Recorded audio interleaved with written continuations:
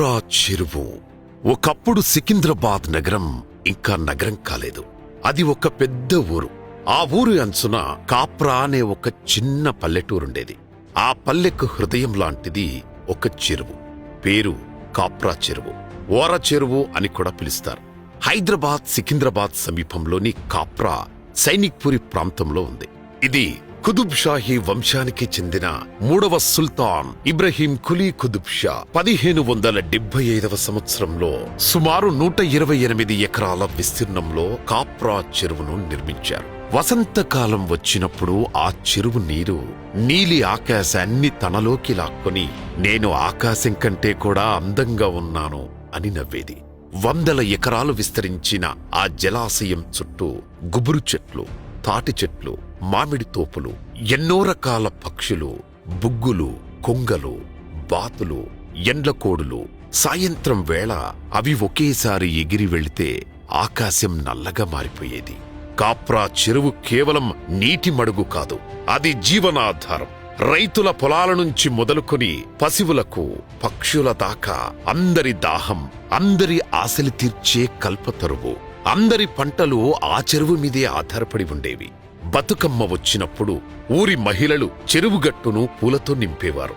రంగురంగుల ముగ్గులు వేసి గౌరమ్మను సాగనంపేవారు. చెరువు అలలు అప్పుడు ఆనందంతో ఉప్పొంగిపోయేవి. ఈ చెరువు మన తల్లి అని ప్రతి ఒక్కరూ తమ బిడ్డలకు వారసత్వ సంపదగా పరిచయం చేసేవారు. కాప్రా చెరువుగట్టు కింద కట్టమైసమ్మ తల్లి అంటే కొంగు బంగారమే. కాప్రా చెరువులో శుద్ధి చేసుకుని కట్టమైసమ్మకు మొక్కుకుంటే కోరిన కోరికలు తీరుతాయని భక్తులు నమ్మేవారు. ఎంతో సుదూర తీరాల నుంచి వచ్చి అమ్మవారిని దర్శించుకునేవారు. ఇక్కడ జరిపే పెద్ద పండుగ అదో విశేష సంబురమే. 10 ఏండ్లకొక్కసారి జరిగే పెద్ద పండుగ నాడు చుట్టుపక్కల జనమంతా ఇక్కడికి వచ్చేవారు. అదో జన జాతర. పెద్ద పండుగ నాడు మైసమ్మ తల్లికి దున్నపోతును బలి ఇచ్చి ఆ మాంసాన్ని చుట్టుపక్కల ఊర్ల సరిహద్దుల్లో చల్లేవారు.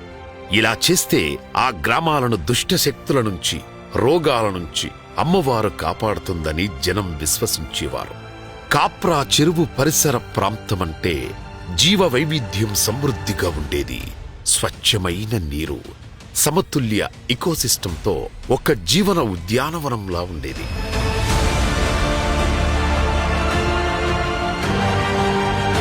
అందుకే సినిమా షూటింగ్లకు కూడా ఇదే ప్రాంతాన్ని ఎంచుకునేవారు.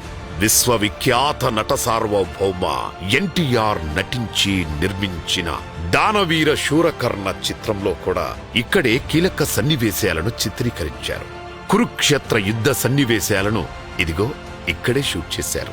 దుర్యోధనుడు చెరువులో దాక్కునే జలస్తంభన విద్య సన్నివేశం కాప్రా చెరువులోనే చిత్రీకరించారు. అంటే కాప్రా చెరువు వైభోగం ఎంత వైభవోపేతంగా ఉండేదో వేరే చెప్పాలా?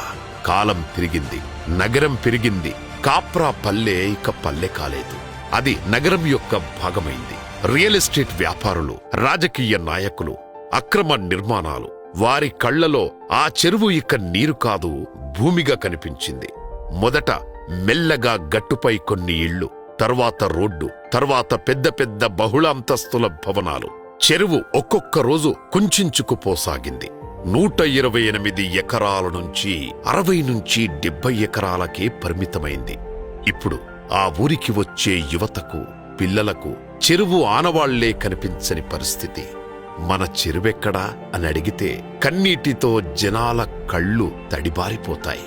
అది ఇంకా ఉందిరా, కాని చనిపోయింది అని చెప్పలేక గుండెలు బరివెక్కి ఆవేదనా భరితమైన సన్నివేశాలు వర్ణనాతీతం.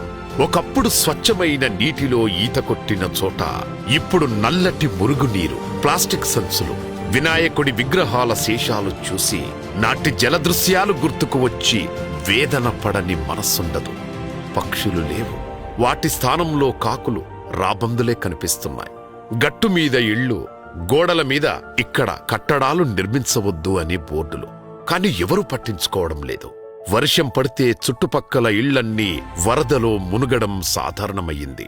నేను నీకు తల్లిరా, నువ్వు చిన్నప్పుడు నా నీళ్లతోనే స్నానం చేశావు, నా చెట్ల కిందనే ఆడుకున్నావు. ఇప్పుడు నన్ను చంపుతున్నారు. నేను మరణిస్తే నీ పిల్లలు గాలి కోసం, నీరు కోసం ఏడుస్తారు నన్ను కాపాడుకోండిరా అని ఘోషిస్తున్న కాప్రా చెరువు గొంతు విని మెలిపడని హృదయం లేదు. ఇదా అభివృద్ధి అంటే? నిజమైన అభివృద్ధి ఏమిటి? కాంక్రీట్ భవనాలు కట్టడం కాదు. మన పిల్లలు శుద్ధమైన గాలి, నీరు, పచ్చని ప్రకృతి కోసం ఏడవకుండా చూడడం. కాప్రా చెరువు చనిపోతే మనం కూడా చనిపోతాం. ఎందుకంటే మనం ప్రకృతిని చంపితే ప్రకృతి మనల్ని క్షమించదు. ఇది కేవలం ఒక కాప్రా చెరువు కథ కాదు. ఇది మన బతుకు గతి తప్పుతున్నదన్న ప్రకృతి హెచ్చరిక. కాప్రా చెరువుపై కబ్జాదారుల దాడులపై స్థానిక జనం పోరుబాట పట్టారు. పెద్ద గొడవే జరిగింది. దీంతో 2003లోనే కాప్రా చెరువు పునరుద్ధరణ కోసం అప్పటి టీడీపీ సర్కార్ హయాంలోనే నిధులు మంజూరయ్యాయి. కానీ ఒక్క రూపాయి కూడా ఖర్చు పెట్టలేదు. అభివృద్ధి జరగలేదు. 2010 దాకా కాప్రా చెరువు కబ్జాలు యథేచ్ఛగా జరిగాయి. దీంతో మరోసారి కాప్రా ప్రజలు ఉద్యమ బాట పట్టారు. ఈ పోరాటంలో బండారి కుటుంబం కీలక పాత్ర పోషించింది. అప్పటి శాసనసభ్యులు బండారు రాజిరెడ్డి గారి పోరాటంతో కాప్రా చెరువు విధ్వంసానికి అడ్డుకట్టపడింది. అప్పటికి ఉన్న చెరువునైనా కాపాడాలన్న దృఢ సంకల్పంతో చెరువు చుట్టూ ఫెన్సింగ్ వేయించారు బండారి రాజిరెడ్డి. చెరువుతో పాటు ప్రభుత్వ భూములను కూడా కాపాడారు. ఆ తర్వాత 2015, 2016లో కేసీఆర్ సర్కార్ మరో 9 కోట్లు కేటాయించింది. చెరువు పునరుద్ధరణ పనులు చేయించింది. బండారి కుటుంబం పోరాటంతో కాప్రా చెరువు కబ్జాకు అడ్డుకట్టపడినా చెరువు విధ్వంసం మాత్రం ఆగలేదు. చుట్టుపక్కల కాలనీల నుంచి సీవేజ్, గార్బేజ్, ప్లాస్టిక్, గణేశ విగ్రహాల మట్టి, పాప్, రసాయనాలు చెరువు నీటిలోన కలిసేవి. గుర్రపు డెక్క పెరిగిపోవడం, వాటర్లో ఆక్సిజన్ తగ్గడంతో చెరువులో చేపలు, జీవరాశులు చనిపోయాయి.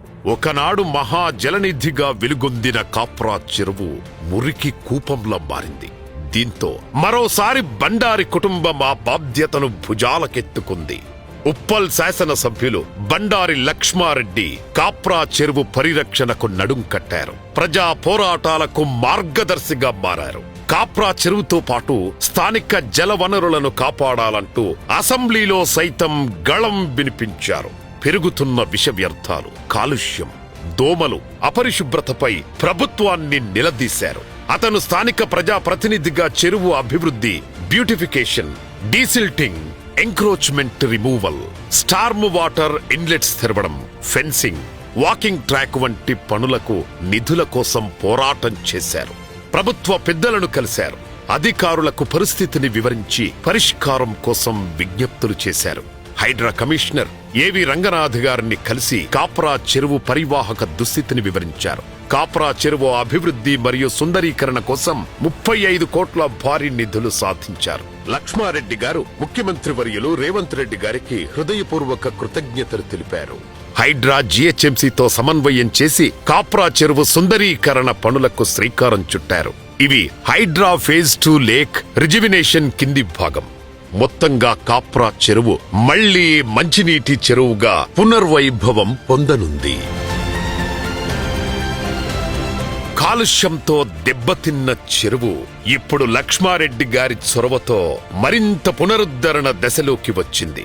ఒక నాయకుడి నిరంతర కృషి, ప్రజా అధికారుల సహకారం ఎంత ముఖ్యమో చూపే ఉదాహరణ. పనులు పూర్తయితే చెరువు మళ్లీ స్వచ్ఛమైన నీరు, పచ్చదనం, పక్షులతో నిండి స్థానికుల జీవనాధారంగా మారుతుంది. కాప్రా చెరువు చరిత్ర, వర్తమానం, రేపటి భవిష్యత్ తెలంగాణ తరాలకు ఒక జల దిక్సూచిగా మారనుంది. ఊరుకు తల్లిలాంటి చెరువులను ఎందుకు, ఎలా కాపాడుకోవాలో ఒక మార్గదర్శిగా నిలవనుంది. ప్రకృతి ధ్వంసం మన చేతుల్లోనే జరిగింది, దాన్ని పునరుద్ధరించడం కూడా మన చేతుల్లోనే ఉంది అని కాప్రా చెరువు జల గళగళలతో ఘోషిస్తున్నది. ఒక కుటుంబం ప్రారంభించిన మార్పు సమాజాన్ని మార్చగలదు అనేందుకు బండారి కుటుంబం ఉదాహరణ. ఇప్పుడు హైడ్రా, జీహెచ్ఎంసీ పనులు, కమ్యూనిటీ డ్రైవ్స్ తో చెరువు నెమ్మదిగా తిరిగి సజీవమవుతోంది. పక్షులు, జీవులు అన్నీ తిరిగి వస్తున్నాయి. ఇది హైదరాబాదుకు మాత్రమే కాదు, ప్రపంచానికి సందేశం. నీళ్లు ఉంటే జీవం ఉంటుంది, ప్రకృతిని కాపాడితే అది మనల్ని కాపాడుతుంది. కాప్రా చెరువు పునరుద్ధరణ ఒక విజయ గాథ అవుతుంది. ఆ రోజు దూరంగా లేదు, మన కృషితో వస్తుంది. జై ప్రకృతి, జై తెలంగాణ. అన్నా, మీకోసం కాదు, ప్రజల కోసం మీరు పోరాడుతున్నంత వరకు ఉప్పల్ గడ్డ మీ వెంటే గట్టిగా నిలుస్తుంది లచ్చన్న. ఈ సేవా మార్గంలో నిరంతరం ముందుకు దూసుకెళ్తున్న మీకు ఉప్పల్ నియోజకవర్గ ప్రజలందరూ గర్వంగా సలాం కొడుతున్నారు లచ్చన్న. మనుషులందరూ పుడతారు, కానీ కొందరే అందరి కోసం పుడతారు లచ్చన్న. ఇక్కడున్న వేలాది మంది సమక్షంలో మా అందరి గట్టి గట్టి కరతాళ ధ్వనులతో మీకు హృదయపూర్వకంగా అభినందనలు తెలియజేస్తున్నాం లచ్చన్న. జయ హో లచ్చన్న, జై తెలంగాణ, జై ప్రకృతి, సేవ్ కాప్రా చెరువు.